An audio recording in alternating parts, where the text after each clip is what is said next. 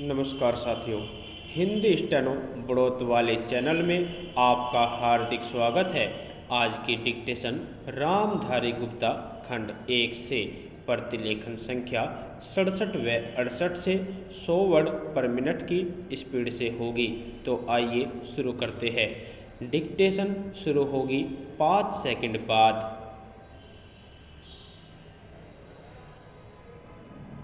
Start. महोदय, आज हमारे तरीकों से और कार्य संचालन द्वारा परिवर्तन की दिशा में समाज के बढ़ने के उक्त क्रम पर संगठित रूप से प्रहार किए जा रहे हैं।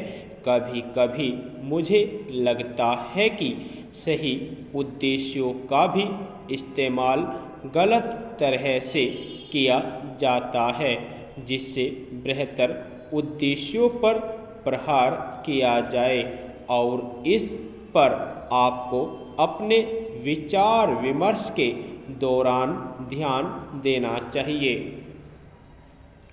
काम की बेहतर व्यवस्था का बड़ा महत्व है। इसके लिए अधिक उपयुक्त वेतन आवश्यक होता है। साथ ही काम का स्थान, कमरे आदि भी साफ सुथरे होने चाहिए। लेकिन जो लोग साथ साथ काम करते हैं, श्रमिक प्रबंधक तथा किसी परियोजना में या कारखाने में काम करने वाले अन्य लोग, उनमें अच्छे संबंध होना आवश्यक है तथा यह शायद अन्य सभी बातों से ज़्यादा महत्वपूर्ण है। मुझे आशा है कि यह बैठक ऐसी विचार गोष्ठियाँ और सम्मेलन इस प्रकार से काम के लिए बेहतर वातावरण को संभव बनाएगी। सरकार को काफ़ी कुछ करना है और वह करेगी भी। हालांकि आज हमारे यहाँ की स्थिति में ऐसा करना हमेशा ही सरल नहीं होता। यह कहना सरल है कि हम ऐसा करेंगे। नीति संबंधी निर्णय भी सरलता से लिया जा सकता है, लेकिन किसी निर्णय को समुचित ढंग से लागू कर पाना बहुत कठिन होता है। मैं यह बहाने की खोज के लिए नहीं कह रही हूँ, क्योंकि कठिनाइयाँ हो तो उन पर विजय पानी ही होती है, और हम ऐसा करने के लिए कृत संकल्प है। लेकिन आपको पता होना चाहिए कि अमुक कठिनाइयाँ है, और उन पर विजय पाने के लिए केवल इच्छा करने या वक्तव्य देने से काम नहीं चलता। इसके लिए स्थिति को समझना और दृढ़ निश्चय के साथ आगे बढ़ना होता है, चाहे रुकावटें कितनी ही बड़ी क्यों न हो, कठिनाइयाँ कैसी भी क्यों न हो। सरकार का यही संकल्प है। सार्वजनिक क्षेत्र को बहुत महत्वपूर्ण योगदान करना है। उसे यह काम अपनी उपलब्धियों द्वारा ही नहीं, बल्कि श्रमिकों की भागीदारी की भावना को अनुभव करते हुए करना है। मैं जानती हूँ कि आज यह भावना सभी श्रमिकों में नहीं है। मुझे यह भी पता है कि इसके लिए हमेशा उन्हें ही दोषी नहीं ठहराया जा सकता। हमने प्रयास ही नहीं किया है कि उन्हें ऐसा अनुभव होता रहे। मैं जानती हूँ कि प्राय जो मजदूर किसी बांध के निर्माण में लगे हैं, उन्हें पता ही नहीं होता कि बांध होता क्या है।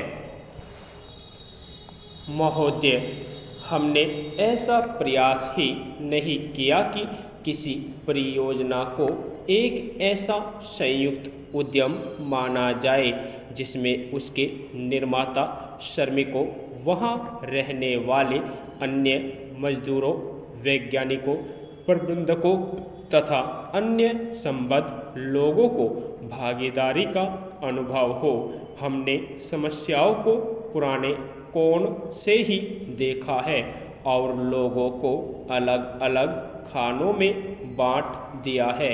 इसलिए ये झूठे विभाजन समाप्त होने चाहिए। हमारे समाज में ऐसे अनेक विभाजन हैं, शायद वे सभी समाजों में होते हैं, लेकिन हमारे यहाँ वे सामान्य से कुछ ज़्यादा ही है। ये धर्म के आधार पर, जातियों के आधार पर, भाषा और क्षेत्र के आधार पर पाए जाते हैं। एक व्यक्ति और एक वर्ग को दूसरों से अलग करने वाली अनेक तरह की दीवारें हैं और इन सब विभाजनों से हमारा राष्ट्र कमज़ोर हुआ है। स्वतंत्रता आंदोलन के दौरान इन विभाजनों का इस्तेमाल हमारी एकता को तोड़ने के लिए किया जाता था। आज भी इन्हें उन लोगों को कमज़ोर बनाने के लिए काम में लाया जाता है जो एक होकर खड़े होना चाहते हैं, जो भिन्न भिन्न जातियों और धर्मों के होते हुए भी एक ही उद्देश्य से प्रेरित है। हमें यह सावधानी रखनी होगी कि ऐसे लोगों के समूह को कोई भी कमज़ोर न कर सके। हमें ऐसे वर्गों का और विस्तार करने की कोशिश करनी चाहिए जिससे उनके अंतर्गत हमारे और भी अधिक ऐसे लोग आते जाए जो एक विशेष उद्देश्य को पूरा करने के लिए कृत संकल्प हो, क्योंकि यही देश के हित में है। इसी से देश मजबूत बनेगा, देशवासी मजबूत बनेंगे, जिनके अंतर्गत कोई एक वर्ग ही नहीं है बल्कि सभी वर्गों के लोग हैं। इसलिए संपूर्ण शिक्षा का अभिप्राय है कि हम केवल अपने अधिकारों के लिए संघर्ष न करें, बल्कि यह भी देखें कि हमारे प्रयासों का अल्पसंख्यक समूहों पर क्या असर पड़ेगा। औद्योगिक क्षेत्र सुगठित है, उसकी आवाज़ शक्तिशाली है, उसमें एकता है और इसलिए इसका प्रभाव पड़ता है। लेकिन हमारे देश में बहुत से ऐसे वर्ग हैं जिनकी आवश्यकताएं अन्य वर्गों से कहीं ज़्यादा महत्व की है, परंतु उनमें एकता नहीं है।